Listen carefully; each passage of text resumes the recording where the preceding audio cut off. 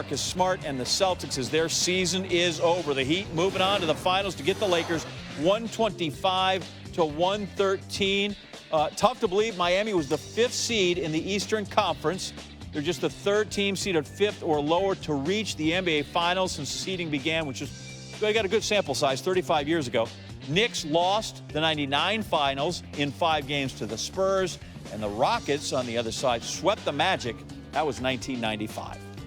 All right, Coach Spoelstra joining us soon on SportsCenter, but nothing is official until Stephen A. Smith renders his judgment on an NBA contest. And before we get deep into the Heat going forward, this is personal for you, is it not? Heat, Lakers. What's the background on that?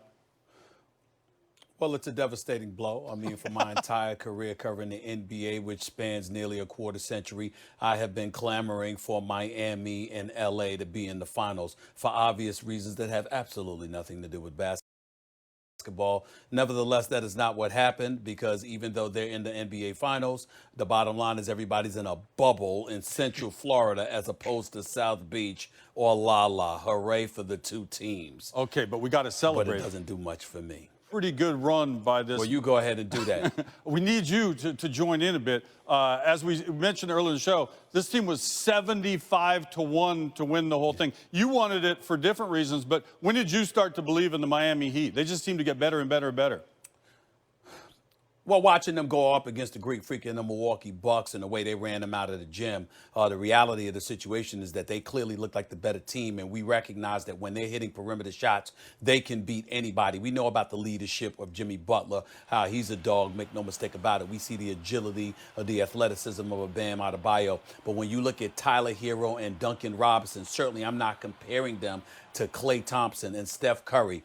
But in terms of these guys and their ability to shoot the basketball and to really go get it, when you see a guard tandem, the way that they're capable of playing together and what they're capable of doing from the perimeter, if they give you the kind of production that Tyler Hero gave you in Game 4 when he dropped 37, a guy like Duncan Robinson tonight, drops 5 3-pointers, hits 5 of 7 shots from the 5 of 7 shots from 3-point range. When they're doing those kind of things, you can't count them out against anybody, particularly in today's NBA. So they put everybody on notice when they were ramrodding the Milwaukee Bucks, who were the #1 seed, that they were here and they were coming. And you sort of knew. I picked them to beat Boston in 7 games, not 6.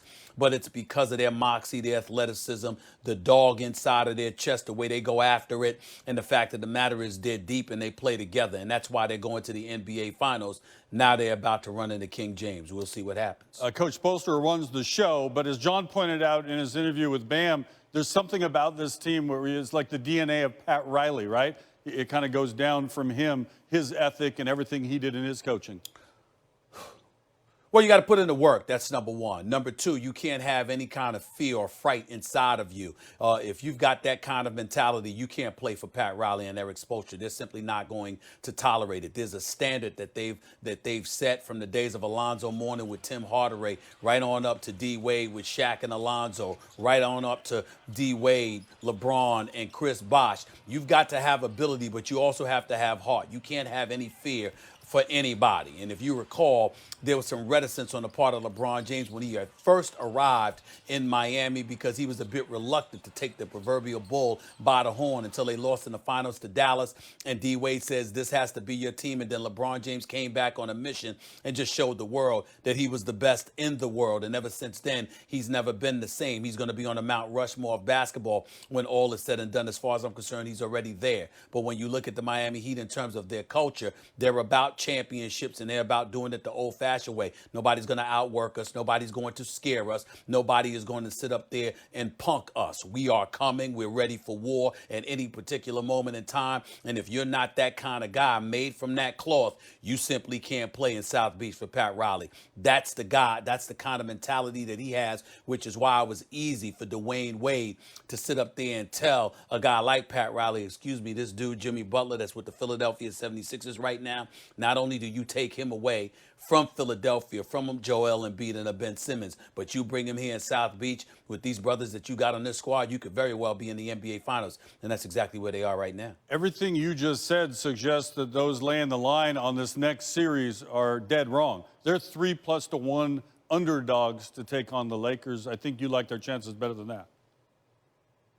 Well, I like their chances, but I'm not saying it's better than that. Let's not get a little bit beside ourselves here. They got to go up against LeBron James and Anthony Davis. I love Bam Adebayo. He was critical of himself after the Game 5 loss. Came out here and played lights out tonight with 32 and 14, a career high of 32. We saw what Jimmy Butler did in terms of chipping in his 22. We saw Tyler Hero come out and hit a 3 and ultimately score 19 points. We saw Duncan Robinson be the specialist that he is. But you're going up against a Los Angeles Lakers squad that does have an elite defense with serviceable parts capable of hitting three-point shots. You've got a guy in Rajon Rondo, who's also a champion and has been playing stellar basketball. Best duo in basketball in LeBron James and Anthony Davis. They're supposed to be the favorites. Miami is not supposed to beat them. And as far as I'm concerned, the great chance that Miami has is that all the odds are stacked against them, and appropriately so, because there's no way in hell that they're supposed to beat LeBron James and Anthony Davis.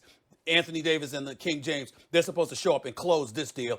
That's why they're the favorites. That's why that's that expectation. And that's why if they don't get it done, we're going to be looking at them with a proverbial eye raising of our eyebrow and saying, what the hell happened to y'all? It's really that simple. The Lakers deserve to be the favorites. Miami can't be summarily dismissed, but let's not expect Miami to win the series. Let's expect them to make it a series, sort of 6 games, even possibly 7. But when all is said and done, it's supposed to be King James being crowned for the 4th time in his illustrious career. It's that simple. Stephen A. Smith, thanks for not saving all the good stuff for Monday. Thanks for joining us. Always good to work with you. My man. Take a look at the ESPN Sports Complex at the Walt Disney World Resort in Florida. It's the home of the NBA playoffs and home of Game 6 between the Heat and the Celtics. Jimmy Butler is looking to make the NBA Finals for the first time in his career.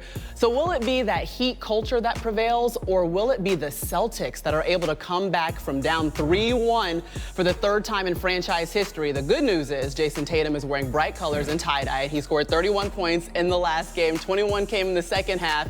And the Celtics are fighting back with their backs against the wall. We are counting down to Game 6 right now. I ain't been able to get no sleep. You don't pack your bags. Another one. You don't check out. We fight for our life. The Celtics still alive. I play like 2, 4, 6, 8. Watch his factory so they appreciate. And you certainly don't do a half's worth of damage in a single quarter if you plan on getting out early. 2020, I came to get up, yeah. 4 games in, and everyone thought they knew. They start to believe it. Down 3-1 is not fun. And then the 3rd quarter Come happened. for me, I tear them all to pieces. The Miami Heat are thinking right now, this is not the same team we've been facing. Put that do not disturb back on the door. I want a long life, a legendary one. Nobody's ready to head home yet. We're going to have to do it again and again because of the position we're in. Celtics, Heat, Game 6 of the Eastern Conference Finals. This is NBA Countdown. Welcome to NBA Countdown, presented by Mountain Dew.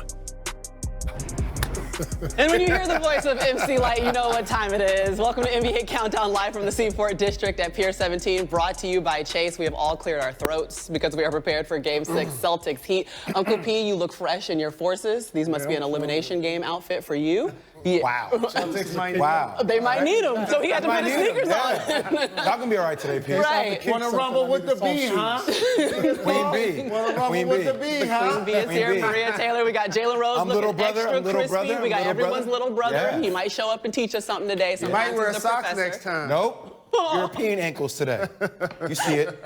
The good news is we were all sitting at home and enjoying a game in the Western Conference Finals, and we were able to see the Lakers advance to the finals for the first time since 2010. I can still hear LA cheering from here in New York City. They got the win 117-107 over the Nuggets, and really LeBron James just put in a casual 38 points, 16 rebounds, and 10 assists. And never forget, he is 35 years old, playing in his 17th season. in and put this game on his back in the fourth quarter.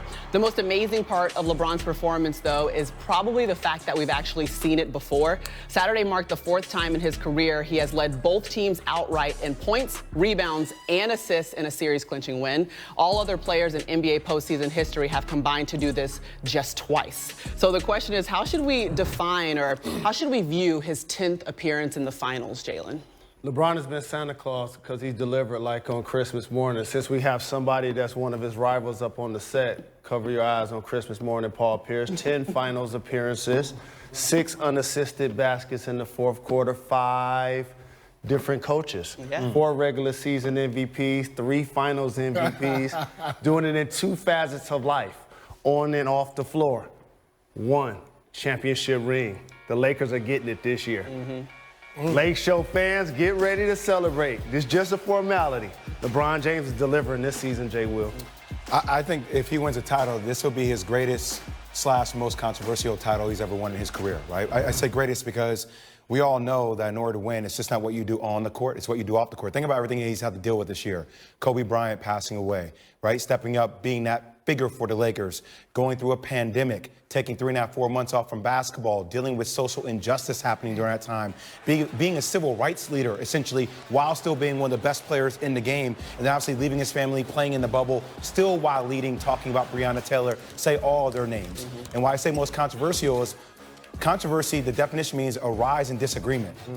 You have a lot of people now that may have cared a little bit about LeBron James beforehand, but now you people that want to see him lose on and off the court. You know, it doesn't matter what he does on the court, they want him to fail. And he is now in that territory as it